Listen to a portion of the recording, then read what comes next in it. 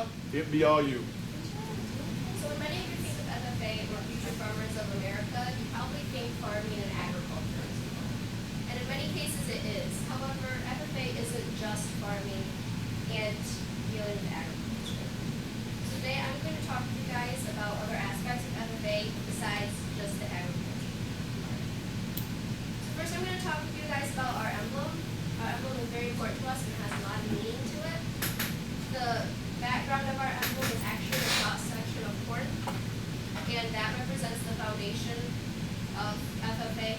Corn was the foundation for America. It was the biggest crop and still is today, so that's why we use it as our background. The rising sun, we use it to represent newer futures, brighter days. And then the plows are used for tilling the soil, and this plow in the picture is actually you have to have a lot of hard work and manpower to use it to make sure it doesn't destroy. So we have the plow, and that represents hard work and willingness to keep pushing forward. And then our eagle represents the nation and the freedoms we have because of it. And then our owl represents wisdom and guidance through agricultural needs. We also have a creed and motto. Our motto is learning to do, doing to learn, earning to live, and living to serve. What that basically means is we strive to learn more about agriculture and new modifications to farming techniques. And that when we do learn this, we like to apply it hands-on in different instances. Our creed is kind of long, so I'm just going to read the first little bit of it. I believe in the future of agriculture, with a faith born not of words but of deeds, achievements won by the present and past generations of agriculturists, and the promise of better days through better ways, even as the better things we now enjoy have come to us from the struggles of former years.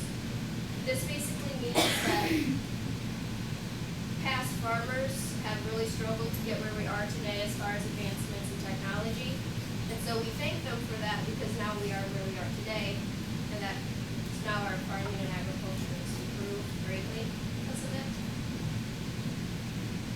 So each FFA chapter has officers, and a chapter is basically a group or school, because FFA is through school. So Elma has an FFA chapter, so there's an Elma FFA chapter. If Shepherd had one, we do the Shepherd chapter. So each chapter has officers, and each meeting is set up in a specific way, and it's very important that it stays set up like this. So at the front of the room, we have the president, or the box. So the president sits at the front of the room in all of the meetings. They run the meeting.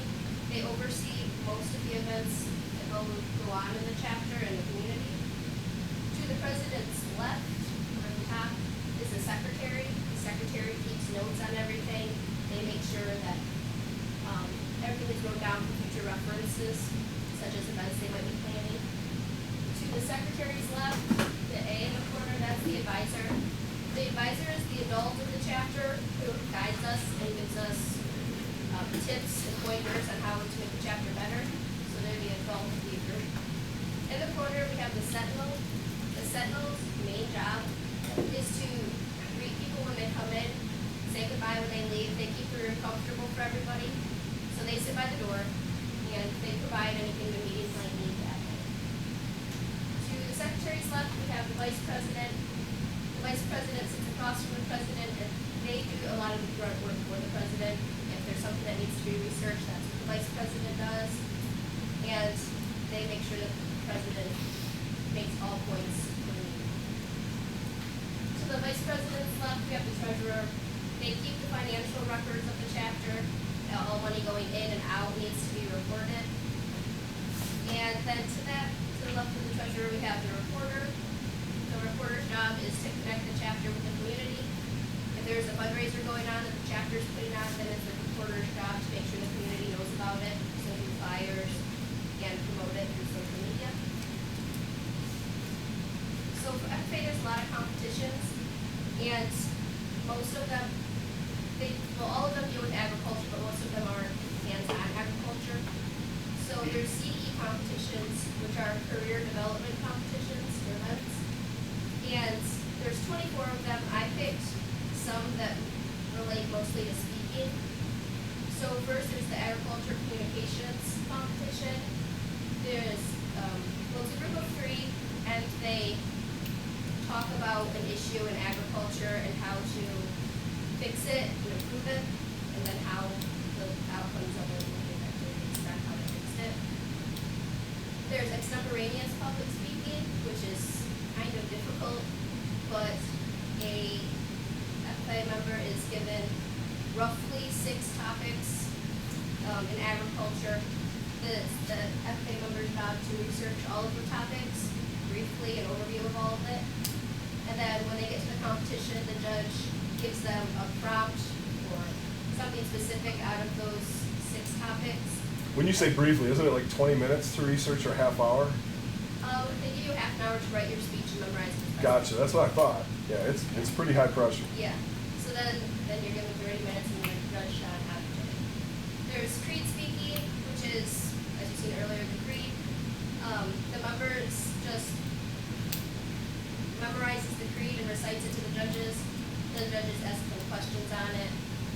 Some questions asked in the past have been, how would you change the creed if you could? Is there anything you would change? How does this specific line relate to you? There's also job interview competitions. So you basically just go in and they give you a job interview. And they ask you questions on that. There's prepared public speaking, which I think is the easiest of them, because you get months to write a speech and memorize it and then present it in front of judges. These judges also ask you questions on your speech. So I find that was the easiest of those to time. So there's also more hands-on competitions, more outdoorsy ones. So this one's the environmental skills contest. This one happens in the spring. You have a team of 4 to 5 FFA members. You all go down to the MSU Pavilion. They take you to a location that is outdoors in wildlife. And you have multiple stations to go to, but one of the stations is a soil station. You go to the station and you judge the soil.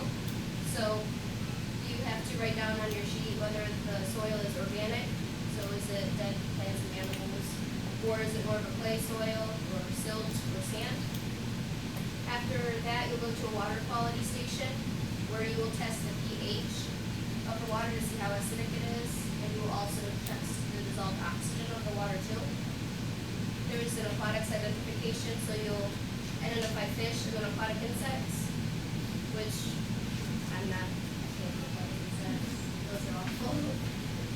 There's also a plant identification that will give you invasive species to look at too, so you have to differentiate between what a non-invasive species is and an invasive species. The plant up in the corner, that's a purple loosestrife. That is invasive.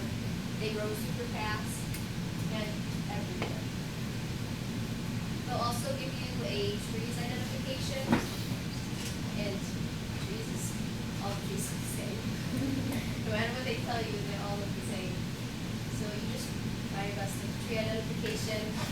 They also have wildlife. They'll give you birds and mammals to identify. For birds, it's usually just pictures. The bird up in the corner is a kestrel. You can differentiate them. They look a lot like a hawk, but they're a lot smaller than a hawk is. So that's one of the ways you can tell them apart. For mammals, they give you sometimes the skulls of the animals and the furs, which can be kind of difficult because usually there's a red fox and a gray fox.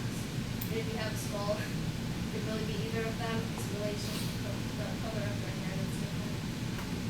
You also get a GPS station.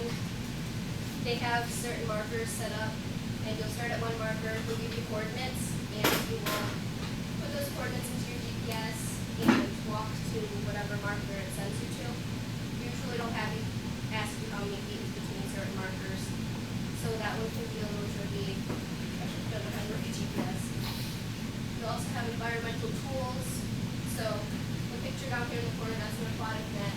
That'll be in your environmental tools, as well as the pH and DO reader, which is right there in the middle. And your last one, probably one of the easiest ones for this contest, is your ecosystem analysis. This one, they give you a sectioned off piece of land, usually about an acre big, and they ask you questions based on it. So you can't look outside the markers, you have to look just inside of them. So if you were in a park, but there was buildings around it, you just look at that park itself. So if it asked you if human influence was strong in that area, you would say it is, but you'd say not very much influence because it's a park, so probably swings and stuff. So even though there's buildings, you'd say that there's not a lot of influence on it. And then there's also livestock judging competitions as well. There's horse judging, which is you just focus on horses, that's all you do. But there's also an overall livestock one, which is cows, sheep, and pigs. And those ones are held in the spring as well. So you basically practice with a team of 3 to 4 on the conformation of these animals. For the cows, sheep, and pigs, it's a little different because we have to decide if we keep them or pull them. And to pull an animal is to kill it, so it's not conformationally correct. There might be